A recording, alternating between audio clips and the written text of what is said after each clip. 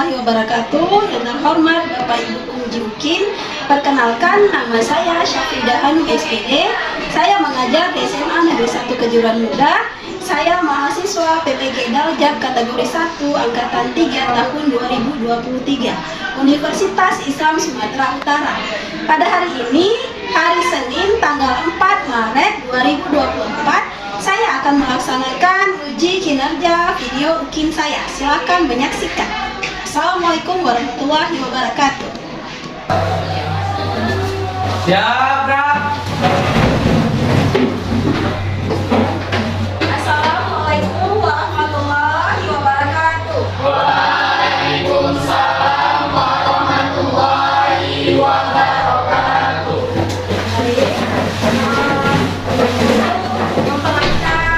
Pembelajaran kita hari ini, kita berdoa terlebih dahulu, ya. Silakan yang memimpin satu orang ke depan siapa? Silakan. A'udzu billahi minasy syaithanir rajim. Bismillahirrahmanirrahim.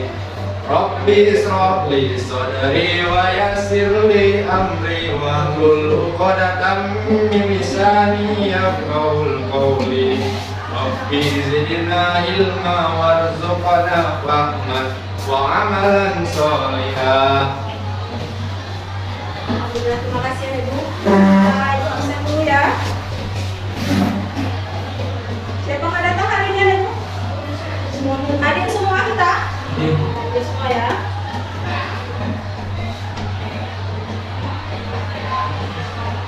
Baik. Alhamdulillah kita hari ini hadir semua sehingga dapat mengikuti pembelajaran kita hari ini. Kita nyanyi lagu Indonesia Raya dulu bersama-sama ya. Berdiri semuanya Ibu.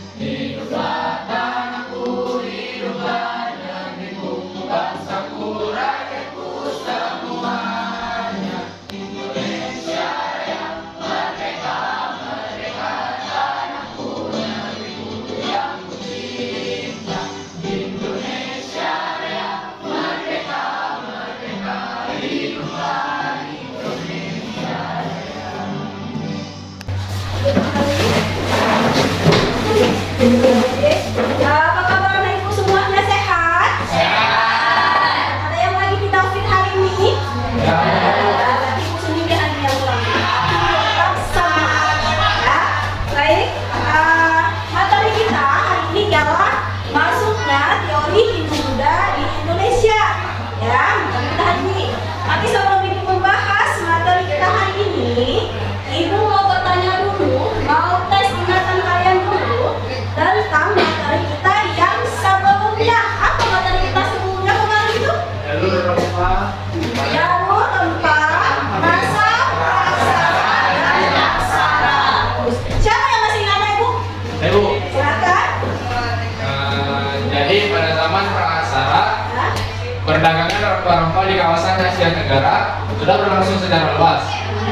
Jalur rempah-rempah perdagangan yang terbentang di kepulauan Nusantara, khususnya wilayah Indonesia, daratan Asia dan Timur Tengah. Pedagang yang menggunakan jalur-jalur sungai dan laut yang digunakan untuk mengangkut rempah-rempah seperti cengkeh, lada, kayu manis, dan lain-lain. Setelah mengenal sistem penulisan aksara, catatan-catatan perdagangan mulai muncul. Jalur perdagangan rempah-rempah mulai lebih terdokumentasi. Aksara seperti aksara Pallawa, aksara Kawi, dan aksara Jawa yang digunakan untuk mencatat aktivitas perdagangan, termasuk perdagangan rempah tersebut. Baik. Masih bagus ya. Oke, sekarang kita ice breaking dulu ya. Mau ice breaking? Satu orang ke depan.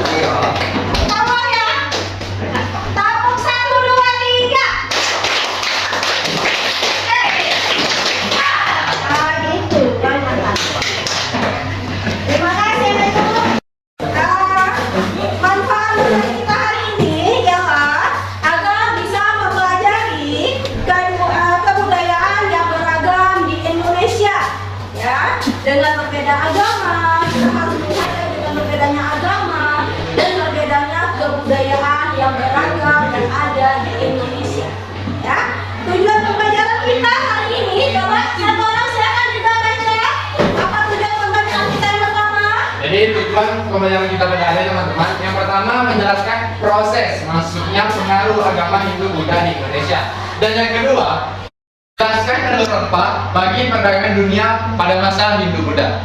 Ya, ini tujuan pembelajaran kita ya. Baik, sekarang kita akan masuk di kegiatan inti, yaitu melihat dan mengamati video tentang teori masuknya Hindu Buddha di Indonesia. Ya, silakan anak ibu lihat, mendengar, mengamati video di depan ya.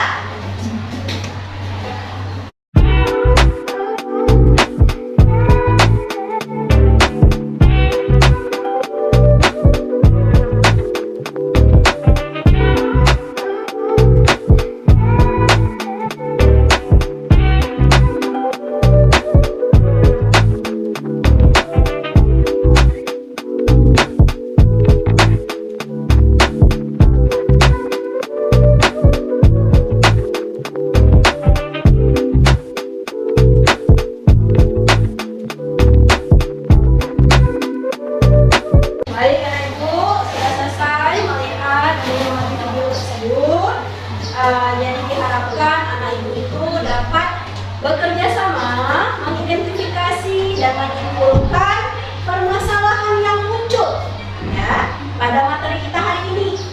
Oke? Ya, ini kan tadi anak ibu udah lihat nih videonya, ya kan? Udah didengar, udah dilihat, udah diamati. Nah, sekarang ibu mau tanya tuh, ya, kira-kira siapa yang sudah memahami, walaupun sedikit ya, siapa yang sudah memahami tentang teori masuknya Hindu Buddha ke Indonesia? Siapa nih ibu? Ya, silakan. Jadi teori Indonesia itu merujuk pada periode sejarah di mana agama Hindu itu sangat berpengaruh kuat di Indonesia, terutama pada abad ke-4 sampai ke-15 Masehi, seperti penyebaran agama Hindu Buddha, candi-candi dan artefak, sistem pemerintahan dan kehidupan sosial, seni dan budaya, serta sistem filosofi dan pendidikan. Bagus. Ada lagi anak ibu? Ya, silakan. Jadi ada 5 proses masuknya Hindu Buddha ke Indonesia, yaitu teori Waisak, teori Brahmana, teori Ksatria, teori Sudra, dan teori arus balik. Kemudian teori Brahmana merupakan teori yang paling kuat karena kasta-kasta selain Brahmana tidak diperbolehkan untuk menyebarkan agama Hindu. Baik, tepuk tangan. Anak ibu udah mengerti nih kayaknya, harus dipelajari lagi nih. Harus ya. Oke, biar lebih paham lagi kita ya. Oke, coba anak ibu dengarkan. Ini ada materi sedikit ibu jelaskan agar lebih paham lagi.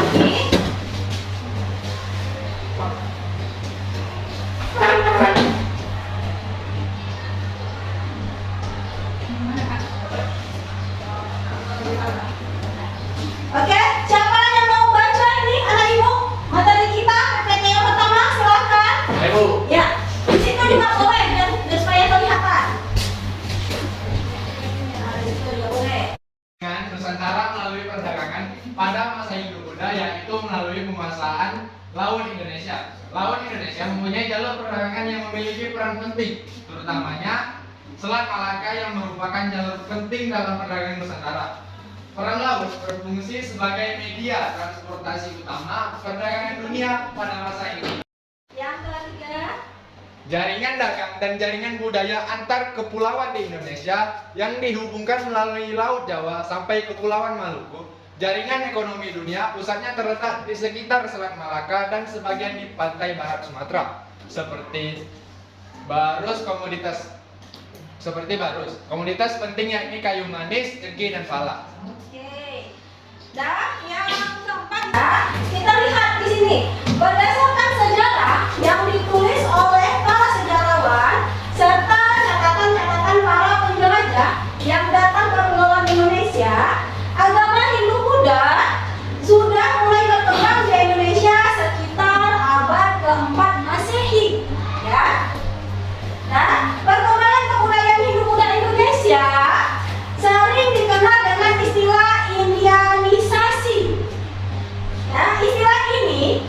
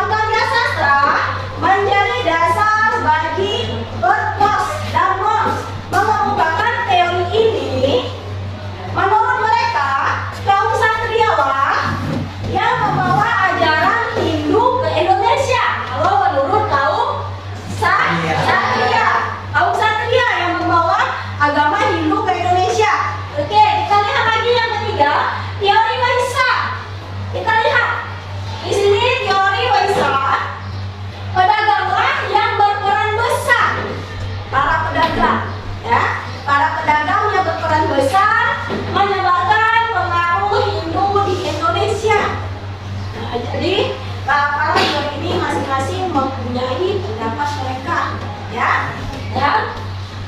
Terus didukung oleh faktor perkawinan. Faktor perkawinan seperti yang dijelaskan juga ada di video, ya kan? Faktor perkawinan perempuan di bumi yang menjadi dasar bagi teori ini. Oke, lanjut Dirga. Teori keempat, teori sudra. Teori sudra dikemukakan oleh Hildebrandt H. von Daher. Agama Hindu masuk ke wilayah Nusantara dibawa oleh para golongan sudra, rakyat biasa atau budak yang berasal dari India. Yang kelima, 5. Jenis arus balik. Teori yang atau teori arus balik. Teori arus balik. Teori yang melibatkan peran serta rakyat Indonesia yang didukung oleh M. Yamin adanya peran aktif bangsa Indonesia. Setelah hubungan dagang antara Indonesia dengan India terjadi, banyak pedagang Indonesia yang pergi ke India. Mereka mendatangi tempat-tempat yang penting di India dan pusat kebudayaannya. Setelah pulang, mereka menyebarkan Hinduisme di Indonesia. Itu dia teorinya. Kalau menurut teori sudra itu yang bawa agama Hindu itu ialah rakyat biasa atau budak. Ya, terima kasih guys, akan kembali. Kalau menurut teori arus balik itu setelah hubungan dagang antara Indonesia dengan India terjalin, banyak pedagang Indonesia yang pergi ke India. Ya. Nah, mereka mendatangi tempat-tempat penting di India dan pusat kebudayaannya. Setelah mereka pulang, baru mereka menyebarkan Hinduisme atau di Indonesia. Ya, oke? Paham Bapak Ibu? Paham. Ya, selanjutnya terima guys. Selesai. Baik, selanjutnya anak ibu susun kelompok. Ya, menjadi 5 kelompok. Pakai kelompok yang sudah ada yang kita bentuk. Ya, susun dulu kelompoknya menjadi 5 kelompok ibu. Dapat bekerja sama, mengidentifikasi, menyimpulkan permasalahan ya, permasalahan yang muncul pada masalah ini. Silakan dibahas, dipecahkan permasalahannya, jangan dipecahkan gelasnya. Oke, silakan Bapak Ibu.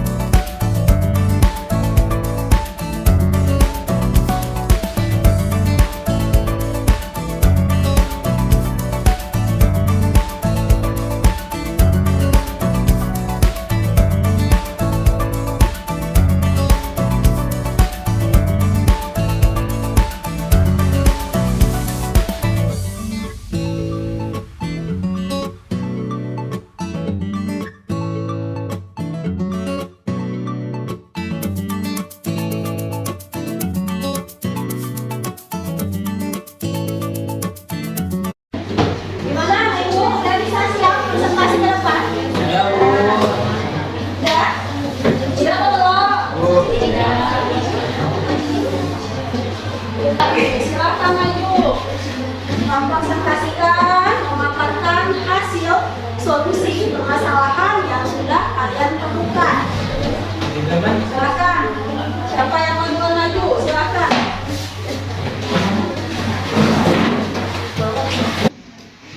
Assalamualaikum warahmatullahi wabarakatuh. Waalaikumsalam warahmatullahi wabarakatuh.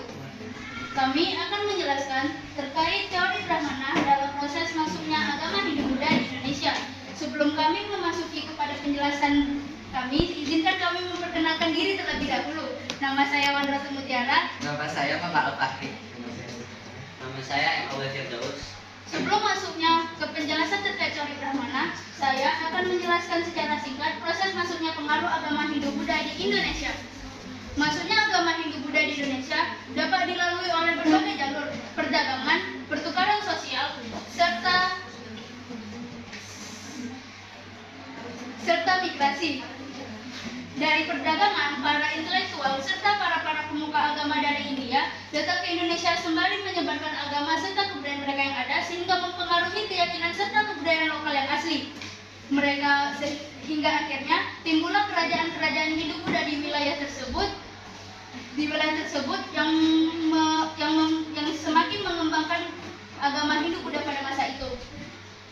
Selanjutnya adalah jalur rempah bagi perdagangan dunia pada masa Hindu-Buddha. Jalur rempah sendiri merupakan jalur perdagangan laut yang sangat vital pada masa Hindu-Buddha. Jalur ini menghubungkan antara Asia Tenggara terutama Indonesia dengan masyarakat-masyarakat Eropa, Timur Tengah, Tiongkok serta India. Melalui jalur ini, mereka tidak hanya dapat keuntungan dari ekonomi yang besar melalui komoditas perdagangan seperti pala, lada, dan juga jengker, mereka juga dapat menyebarkan agama-agama serta kebudayaan yang dibawa oleh mereka.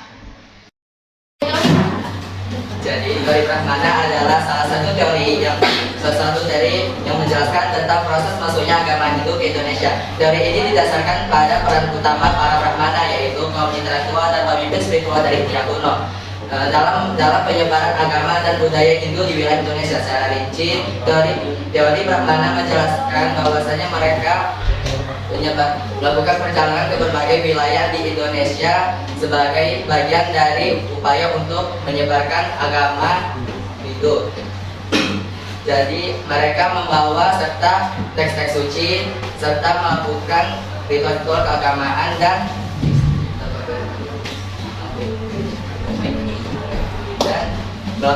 memberikan pengajaran agama dan filsafat Hindu kepada penduduk setempat. Para Brahmana ini dianggap sebagai utusan agama Hindu yang membawa pengetahuan, kebijaksanaan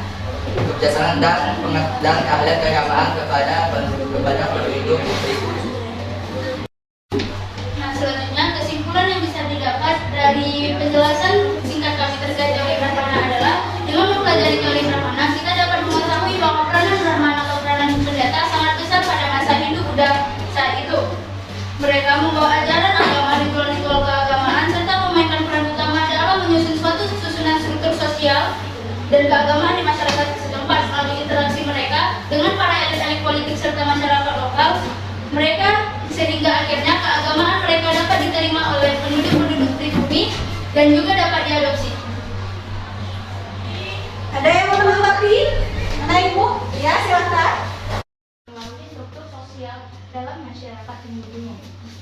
Jadi, teori Brahmana dalam masyarakat Hindu kuno memengaruhi struktur sosial melalui pendirian sistem kasta yang menetapkan peran dan tanggung jawab berdasarkan warna, kelas sosial. Brahmana menduduki posisi tertinggi, menekankan pemeliharaan dharma, kontrol atas upacara keagamaan, dan memandang kasta sebagai faktor determain dalam reinkarnasi. Ini membentuk dasar moral dan fungsional bagi struktur sosial Hindu-Buddha. Baik, tepuk tangan anak Ibu. Menanggapi lagi habis? Silakan. Sekian dari penjelasan kami terkait teori Brahmana. Assalamualaikum warahmatullahi wabarakatuh. Ayo, kelompok berikutnya, silakan. Perkenalkan, nama saya Putri Nur Aziza. Nama saya Muhammad Yadid Gantara. Di sini kami akan menjelaskan tentang teori kesatria. Sebelum masuk ke teori kesatria, kami akan menjelaskan proses masuknya pengaruh agama Hindu-Buddha di Indonesia. Pengaruh agama Hindu-Buddha di Indonesia pertama kali masuk pada abad 1 Masehi melalui jalur perdagangan dengan India. Pengaruh tersebut berkembang melalui interaksi budaya perdagangan dan pernikahan antara masyarakat pribumi dengan perdagangan pendeta dan pelajar dari India. Ini mengakibatkan masuknya agama, filosofi, seni arsitektur, dan sistem tulisan Hindu-Buddha ke kepulauan Indonesia. Proses ini berlangsung secara bertahap dan menyebabkan terbentuknya kerajaan-kerajaan Hindu-Buddha seperti Sriwijaya, Majapahit di wilayah Indonesia. Kesatria mendirikan sebuah komunitas kecil yang perlahan berkembang menjadi kerajaan atau pemerintahan baru. Mereka kemudian menyebarkan pengaruh dan budaya Hindu kepada masyarakat setempat. Pendapat lain menyatakan bahwa golongan kesatria melakukan penaklukan atau kolonialisasi Indonesia sebelum akhirnya menyebarkan agama kepada para penduduk koloni. Salah satu bukti yang menguatkan teori ksatria adalah keberadaan kerajaan bercorak Hindu-Buddha pada awal Masehi yang didirikan oleh tokoh keturunan Asia. Kelebihan teori ksatria. Teori ksatria diperkuat oleh cerita Panji yang berkembang dalam masyarakat Indonesia yang mengidentifikasikan adanya proses penaklukan daerah-daerah Indonesia oleh para ksatria India. Pernyataan tersebut merupakan inti dari hipotesis yang dikembangkan oleh C.C. Black. Menurut C.C. Black, kepala suku di wilayah Indonesia banyak menjanjikan hadiah yang besar apabila para ksatria India mampu menyelesaikan masalah kekuasaan antar suku. Sekian penjelasan tentang teori ksatria oleh kami. Apakah Ada yang mau menanggapi anak ibu? Silahkan tentang teori ksatria. Ya. ada konsep pengabdian dan loyalitas pada tuan atau raja mereka? Izin menjawab, ksatria biasanya memandang konsep pengabdian dan loyalitas kepada tuan atau raja mereka sebagai suatu kewajiban yang suci. Mereka menganggap bahwa mereka telah berjanji untuk setia dan melindungi tuan atau raja mereka dengan segala kemampuan mereka. Baik. Ada lagi anak ibu yang mau menanggapi? Ya, silakan. Oh ya. Bagaimana hubungan antara keberanian dan teori ksatria?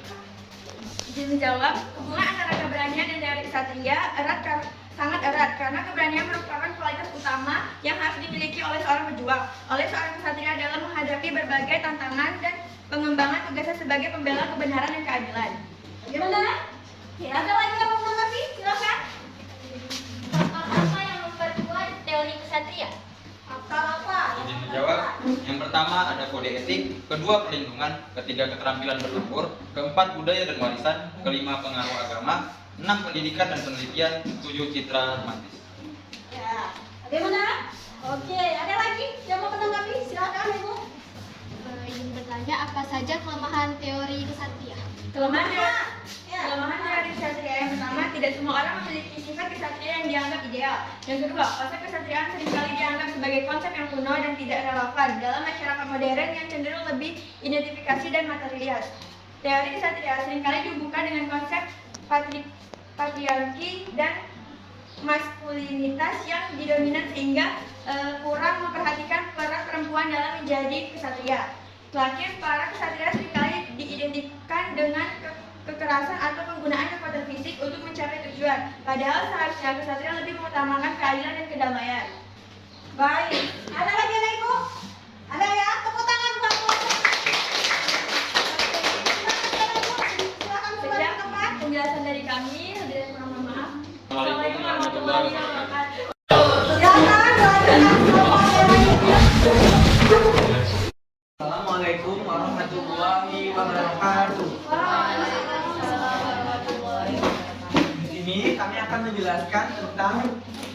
Di sini kami akan menjelaskan tentang masuknya kerajaan Hindu-Buddha di Indonesia. Di sini kami akan membahas tentang terkait teori Vaishya. Saya akan menjelaskan tentang perdagangan maritim. Teori ini menyoroti peran perdagangan maritim sebagai sarana utama sebagai penyebaran agama Hindu-Buddha. Pedagang Hindu dan Buddha menjelajahi rute-rute perdagangan laut dan berinteraksi dengan masyarakat pesisir di wilayah Indonesia, membawa bersama mereka agama, budaya, dan ideologi politik mereka. Yang kedua yaitu integrasi budaya. Interaksi antara pedagang Hindu-Buddha dari India dengan masyarakat setempat mengarah pada integrasi budaya, di mana unsur-unsur kepercayaan dan praktik keagamaan Hindu-Buddha mulai diserap dan disatukan dengan kepercayaan dan praktik lokal. Proses ini menghasilkan pembentukan sistem kepercayaan baru yang seringkali menggabungkan unsur-unsur lokal dengan ajaran Hindu-Buddha.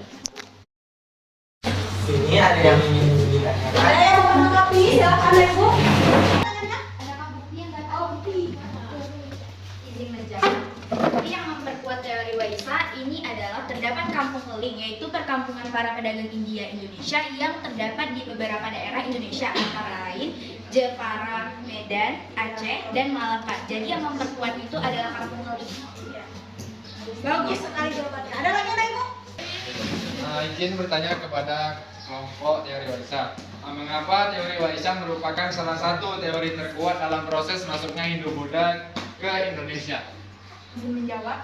Teori Waisya merupakan teori paling kuat dalam proses penyebaran agama Hindu di Indonesia karena kaum pedagang merupakan golongan terbesar yang datang ke Indonesia. Bagaimana? Dapat diterima? Oke, baik.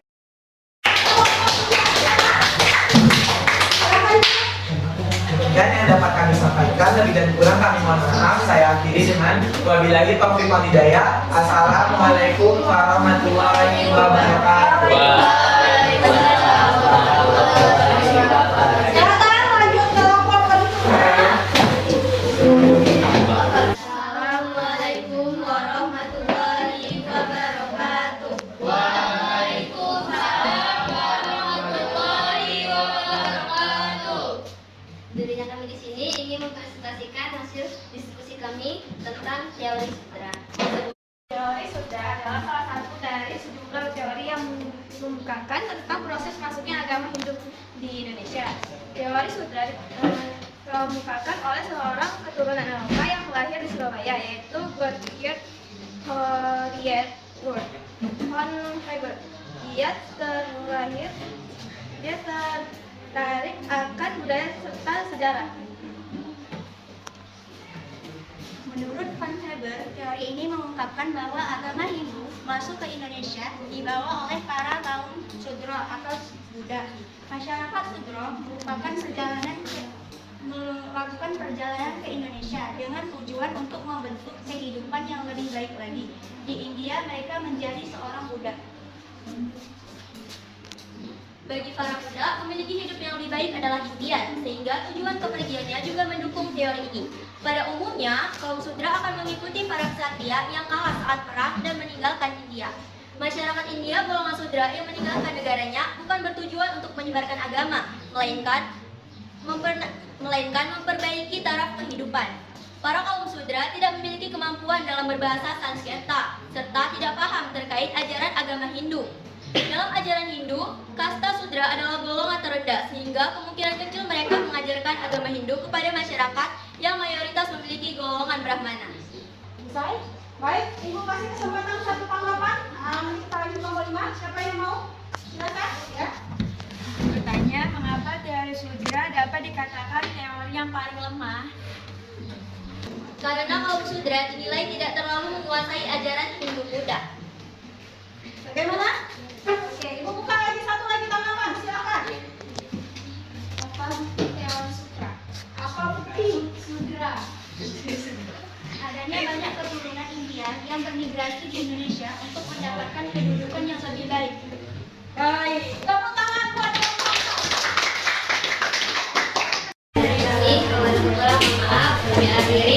Assalamualaikum warahmatullahi wabarakatuh.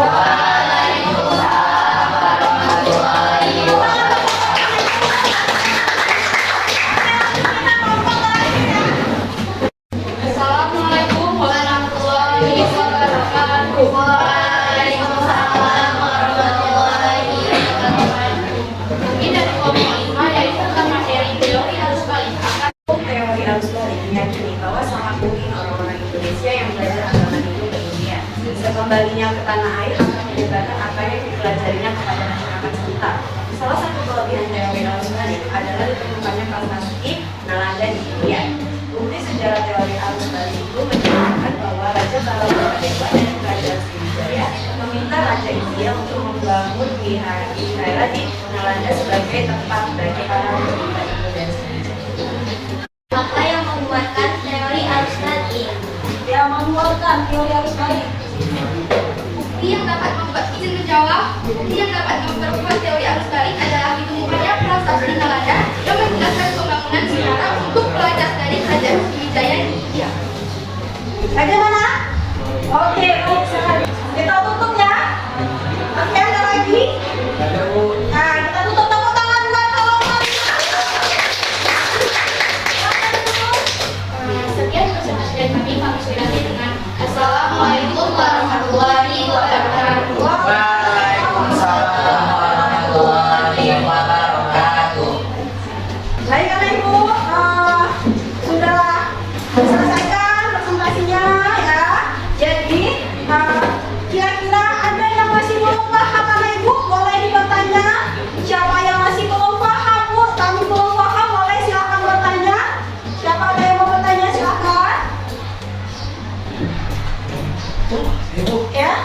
Jadi teori manakah yang paling bisa diandalkan gitu, yang paling menonjol gitu dari teori-teori lainnya? Iya, siapa yang mau menjawab? Mana Ibu? Pertanyaan dari Wahyu. Ya? Nah, jadi teori yang paling menonjol itu teori Brahmana. Teori para Brahmana. Apa alasannya? Mengapa teori Brahmana yang paling kuat atau paling menonjol? Karena mau Brahmana paling paham soal keagamaan. Jadi masyarakat paling menganggap bahwa kaum Brahmana yang paling benar atau paling menonjol. Baik sekali. Sudah paham semua? Sudah. Alhamdulillah sudah paham semua ya. Oke. Sudah selesai kita konsentrasinya, tanya jawabnya sudah selesai. Refleksi, Bapak memberi refleksi. Bagaimana Ibu kesan dan tanggapan kalian setelah mempelajari sejarah materi teori mengenai Buddha hari ini? Bagaimana? Senang, bukan betul senang. Bagaimana tanggapannya Ibu? Senang. Kalau begitu kita simpulkan ya. Siapa yang mau menyimpulkan duluan? Ya, silakan. Ayo. Teman-teman, di sini saya akan menyimpulkan tentang materi kita hari ini. Jadi teman-teman, masuknya kerajaan Hindu Buddha ke Indonesia dilandasi oleh 5 teori. Yang pertama teori Brahmana, teori Waisya, teori Ksatria, teori arus balik, dan teori Sudra. Masuknya kerajaan Hindu Buddha ke Indonesia juga memberikan perubahan yang sangat signifikan terhadap aspek kehidupan masyarakat. Di mana di sini ada pengetahuan cara penulisan, arsitektur candi, sistem kepercayaan, dan siklus sosial. Teman-teman, selain itu, masuknya agama Hindu Buddha sangat juga mempengaruhi seni, sastra, dan filsafat di Indonesia. Selain itu teman-teman, hal yang dapat kita pelajari dari mengamati materi masuknya kerajaan Hindu Buddha ke Indonesia yaitu pentingnya toleransi dan pluralisme antar masyarakat multikultural. Iya, berarti harus ada pentingnya toleransi ya. ya. Ya, baik sekali. Terima kasih Wahyu. Tepuk tangan buat Wahyu. Saya sekarang juga akan bagikan kerjaan kelas tes ya. Ya, silahkan dikerjakan.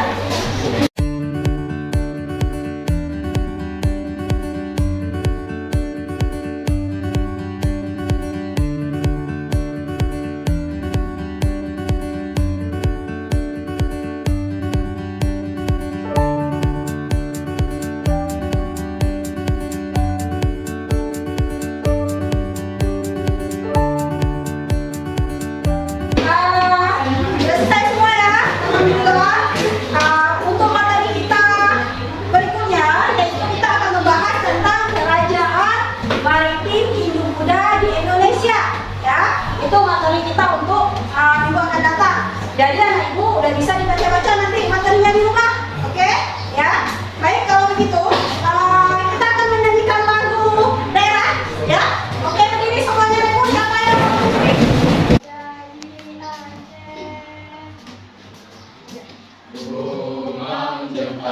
Gumam Jepang menjadi Aceh.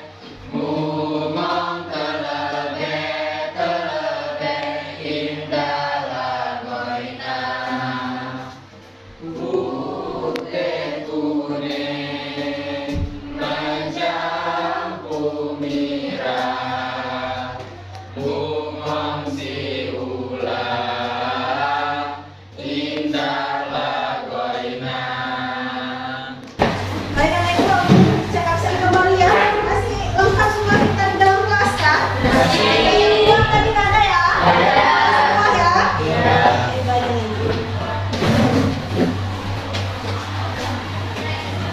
Baik, selesainya materi kita hari ini. Tadi kita buka dengan doa dan kembali kita tutup juga dengan doa agar pembelajaran kita menjadi berkah dan bermanfaat bagi yang mendengar. Silakan siapa yang memimpin? Baiklah pembelajaran kita pada hari ini teman-teman. Marilah kita tutup dengan doa para majelis. Subhanakallahumma wa bihamdika asyhadu an la ilaha illa anta astaghfiruka wa atubu ilaik. Terima kasih.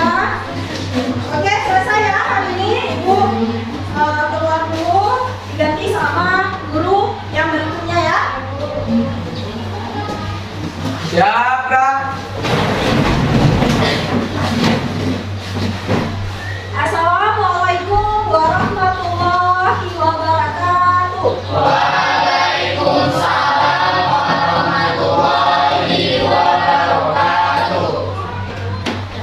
Dakra.